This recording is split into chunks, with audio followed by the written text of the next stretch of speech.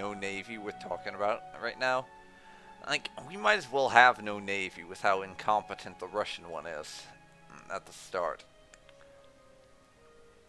So we could go with that if we just wanted to get a navy and fast.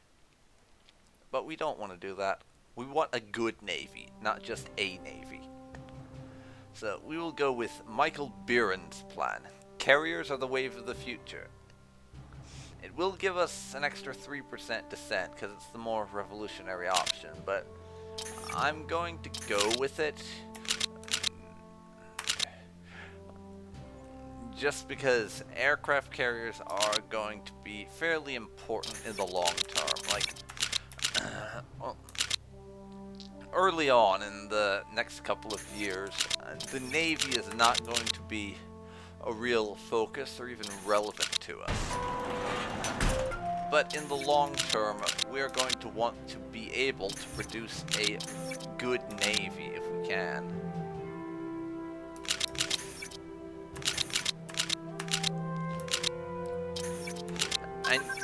And you may hear some dinging noises going on down here. What that is that my nice army is slowly being upgraded to being more modern and less irrelevant. As production 1930 is the next research point, I think.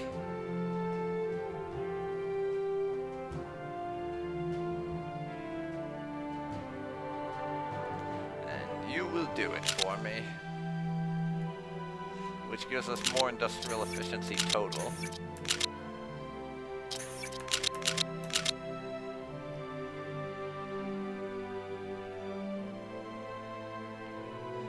Let's see.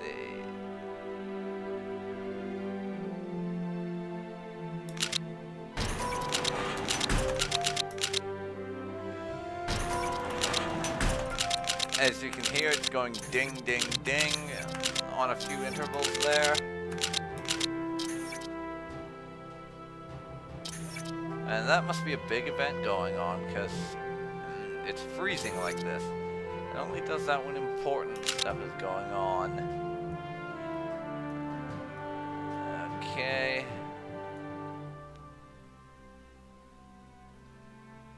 Mongolia has a new king,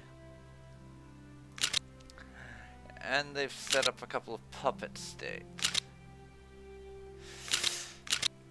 Now, rebuilding the country. Our government has been in power for almost a year now, and we have enacted many important reforms. However, we must firmly set out our policy on how we want our country to develop so that we may truly become a global power once more. So we have a few options. I'm already going to rule out the military one, just because that is a ridiculous amount of dissent. A modern state requires industry. I'm thinking, if I remember right, that gives us some more industry all across the country, but right now we really need to reduce our dissent to just get access to what industry we do have. And of course I'm going to need to start building industry everywhere.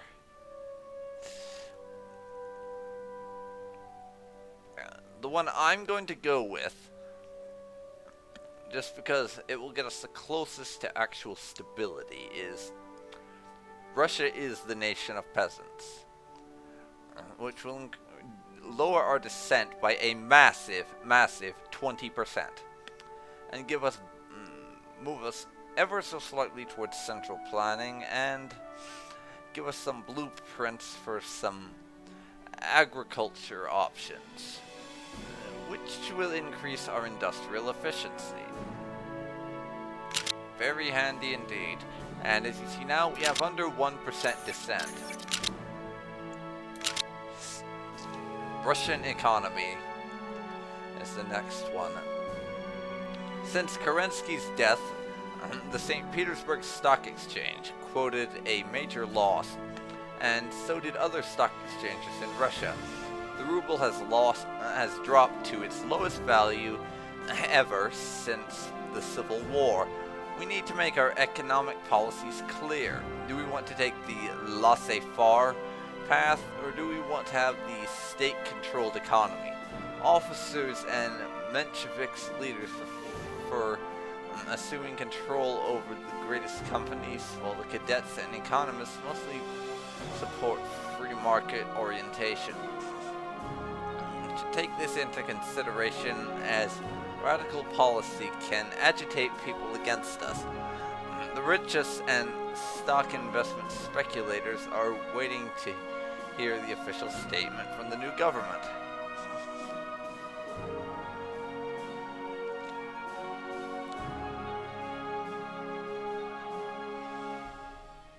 And I'm gonna say a balanced approach is best, just because I don't actually at this point in time want to start moving myself towards either free market or central planning. And this moves us the least in any direction. We are now at 0% descent.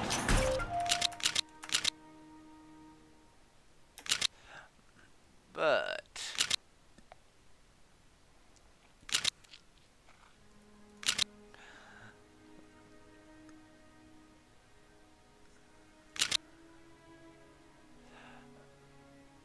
actually, what I'm gonna do now is queue up a bunch of factories over here in Western Europe.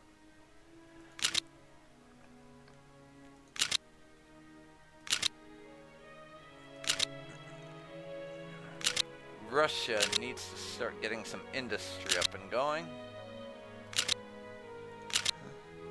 because the Baltics and what have you, they have a lot of our industry.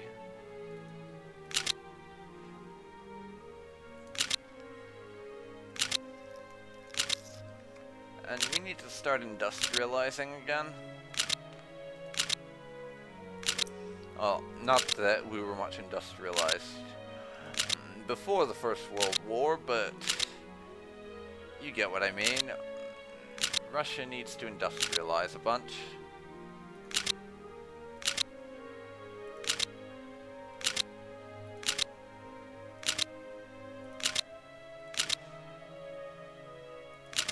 And this is how we're gonna do it. Building a shit ton of factories.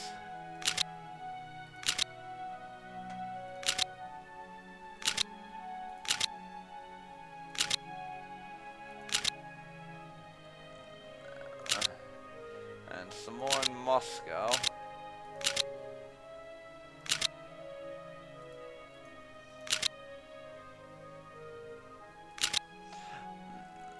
So there's that stuff.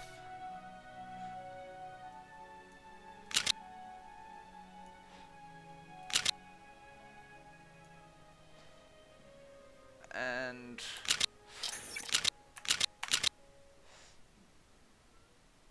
why is that production at 0%?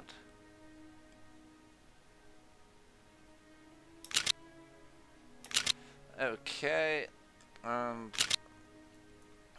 now we're in decent shape.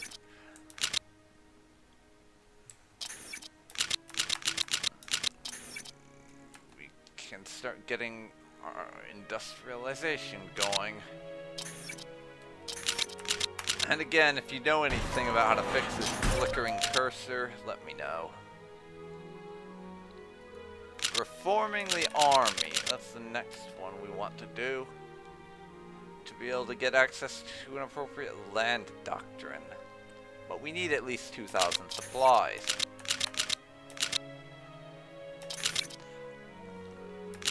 There we go. I need to put some more into supplies now.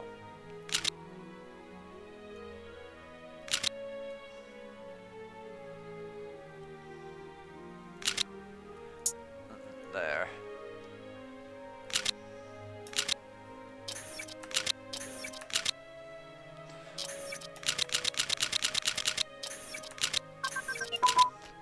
Seaplane carrier, hello there.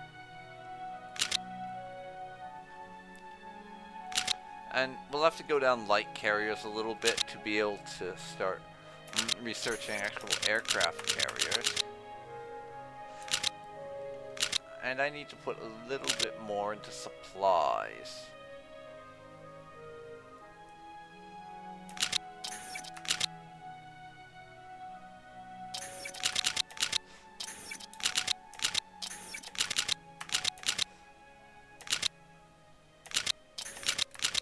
And there we go. We can now reform the army.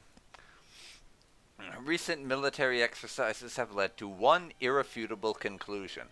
The Russian army is a mess as well. Wow. How do you get to that? Both the army and the navy being a mess. Good job, Kerensky. That takes a solid effort to screw up that badly. Sweeping reforms are needed if we are to be taken seriously by our neighbors. Each of our top commanders has come up with a plan. Their proposals await your consultation. And once again, we have 4 options. Denikin, who advocates for a mass conscript army to overwhelm the enemy. So that's basically the traditional Russian route of throw bodies at a problem until you drown it in corpses. Wrangle a modern military under a centralized high command, which gives us the defensive focus. And as far as I'm aware, it kind of sucks. And that's one thing I'm not too fond of about the way that I usually end up as Soviet Russia, because that particular route results in you being locked into the defensive focus. Next, we have Shalitov, promote officers' own initiative at the front. Firepower focus, and that's the one the US Army has, where the basic idea, as far as they describe it, is bullets are cheap, so throw lots of bullets at your enemy instead of men, since manpower is precious. And that's the one the US has. And then we have Markov, a new doctrine of speed and armored vehicles, which is essentially blitzkrieg. And really for me right now, it's between mass conscript and blitzkrieg. Because those are the two that I'm most familiar with as Russian. The mass conscript and blitzkrieg are my personal favorites. And blitzkrieg can be quite fun to use, even though you might think mass conscript is better. The thing is, with blitzkrieg, you have to get do a decent amount of setup for it to work in your favor. Because as we are at this point, Russia doesn't yet have the capability to construct tanks. We have to go through like 2 research options to get that. But we get it fairly quickly, and we can start producing tanks. But in Darkest Hour, it's just more cost effective to produce infantry rather than tanks. But the other thing is, between these two, is to do with your organization. Because mass conscript, your army's organization will recover faster. Blitzkrieg, they have more organization to begin with. So it's really between, do you want to have more organization from the start, or do you want it to recover faster once you've lost it? And I think I'm actually going to go with mass conscript. Just throw lots of troops at the enemy and drown them under the sheer weight of numbers. So, Denikin, you have my approval. Well done.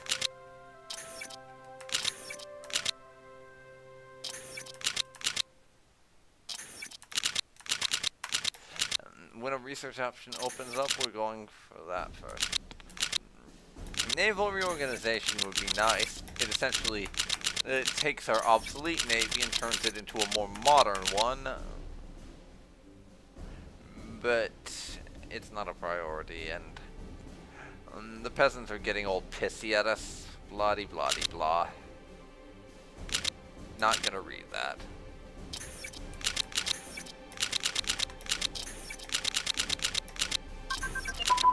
Post-war tank 4. That's done, but we're not gonna continue down that route. We are going for the manpower focus. Oh yes. Yes indeedy.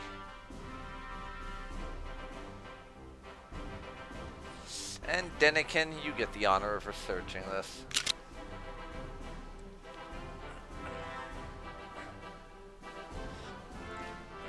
Which will give us more maximum organization and morale. Get started, Denikin. Teach our officers how to throw numbers at a problem until it goes away. Because clearly that's how you solve anything, right? Just throw numbers at it.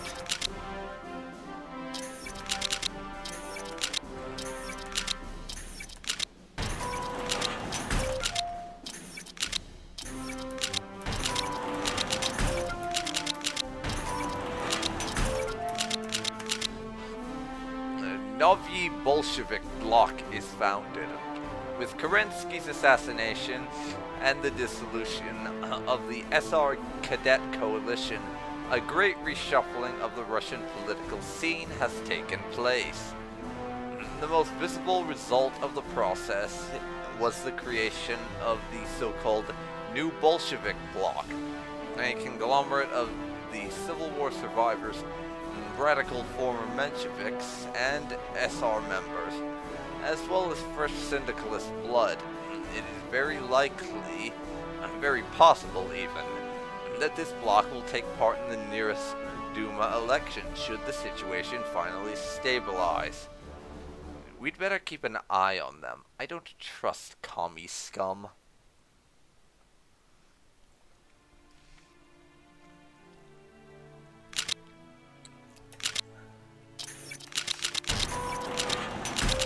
Even worse is the fact that some of them are probably German. And there's nothing worse than a German communist.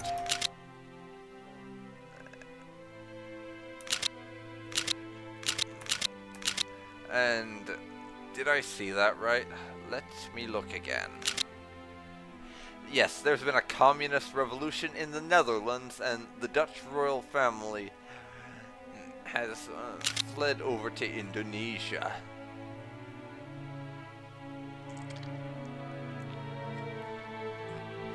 Good luck to them there. All that really means for the Netherlands is we will probably conquer it. If I can get to that point. The Netherlands have just found themselves squarely on my target list.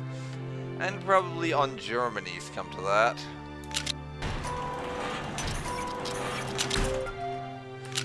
Okay, 100th anniversary of Pushkin's death.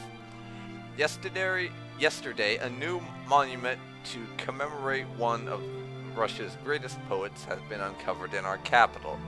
The 100th anniversary of Pushkin's death is a chance to recall the great days of Russian history and culture, an act of paramount importance during these dark times of crisis and instability. National assent -1%. We all love our poets. But what if we don't? What if we don't love poets? What then? What then? What then? But yeah. -2%. Very good.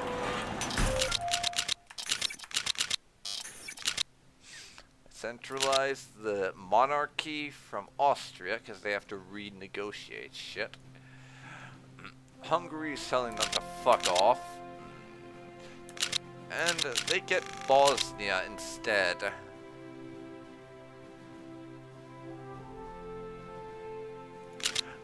which was consequently annexed by Croatia. So, Austria is not in the best of states. They just got a diplomatic bloody nose from the Hungarians when trying to renegotiate the terms of the monarchy.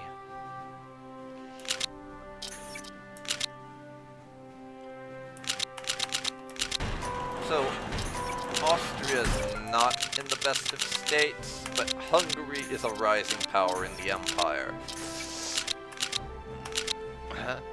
In fact, if the game could do this, then it will probably eventually stop being the Austro-Hungarian Empire and just become the Hungarian Empire at some point, is how it's looking right now. Next, I'm going to start researching interceptors because, while aircraft are not going to be a massive thing for Russia, I want to have access to at least basic, the ability to produce basic modern aircraft to shoot down German and hopefully eventually French fighters and bombers. So we're not having the shit bombed out of us while we're trying to take their territory. Zemstvo funds a school. Local self-government Zemstvo has recently collected funds and organized the construction of a school in one of our provinces. Splendid! And -1 dissent. We're now down to under 1% dissent.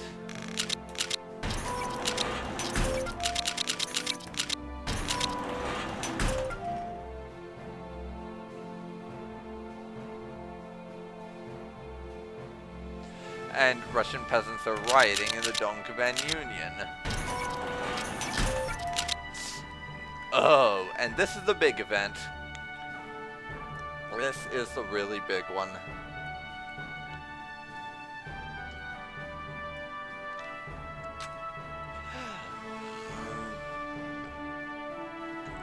The Second American Civil War.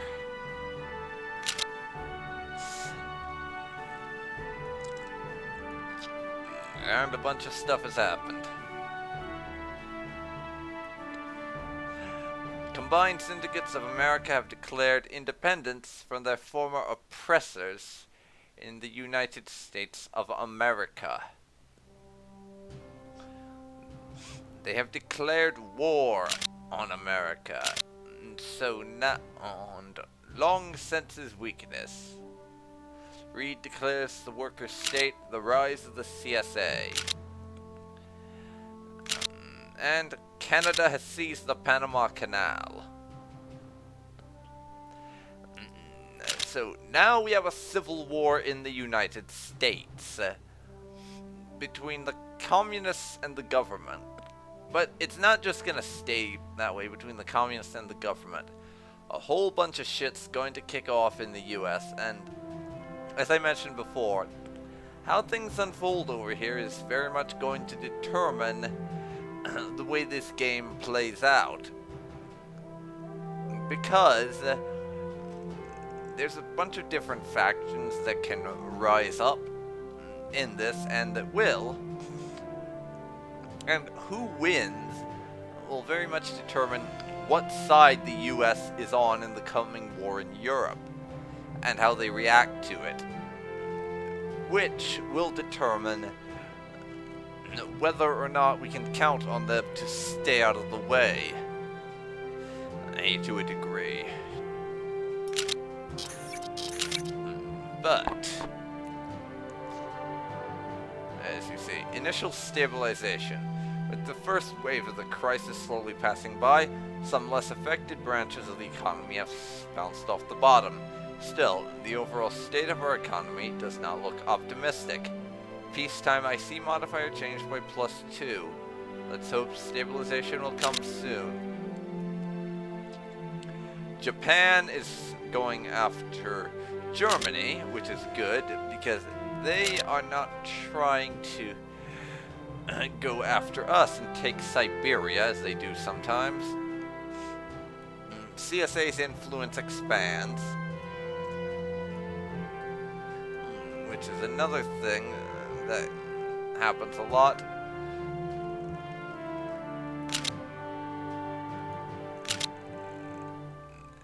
So, basically what that means is the CSA gets control of some more US territory.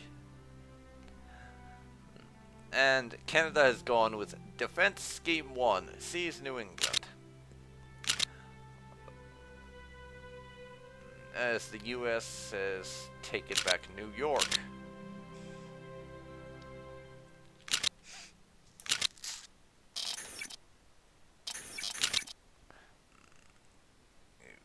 Okay. A bunch of people are sending volunteers. New York has been recaptured. Canada seizes New England.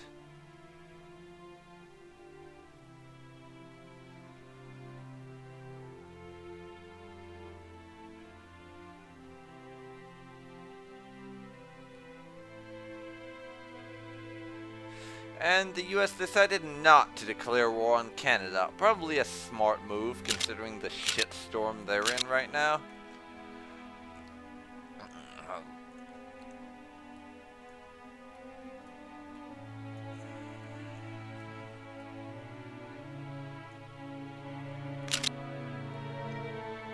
Long declares the United States a dead nation. The rise of the American Union State.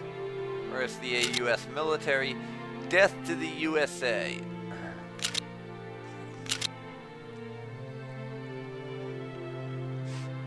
The American Union State have declared independence from their former oppressors in the United States of America. We have established diplomatic relations. The American Union State have selected the CSA must be destroyed in dealing with Reed and the CSA. And they've declared war on both the United States and the Combined Syndicates of America. And they're also going to get some more territory given to them. So what we've got going on in the United States is a three-way civil war between the Combined Syndicates of America, the government, and the Union State. They're all fighting each other.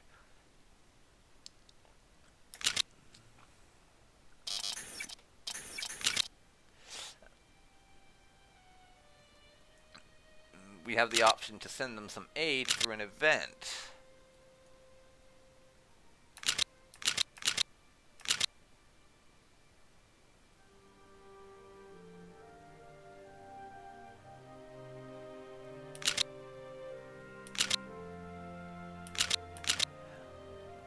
Let's see here. Deal with them later. New England. Canada has now seized Alaska, and a bunch more places have joined the Union State. And the Pacific States of America have risen up. To be perfectly honest, I know absolutely nothing about the Pacific States, except that they're the states on the Pacific Ocean side of the United States.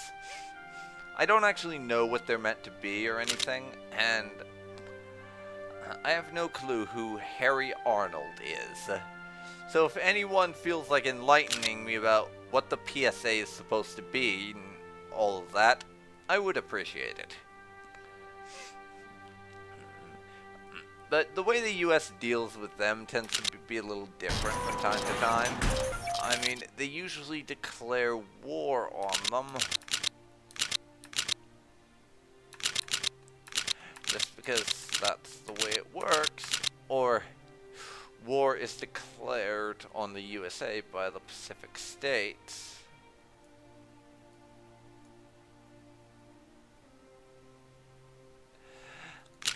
And ironically, Long offers the Minutemen against the CSA while they're at war. Odd. And now Hawaii has declared independence. And this has severely neutered the United States because they've lost Pearl Harbor. They no longer have their base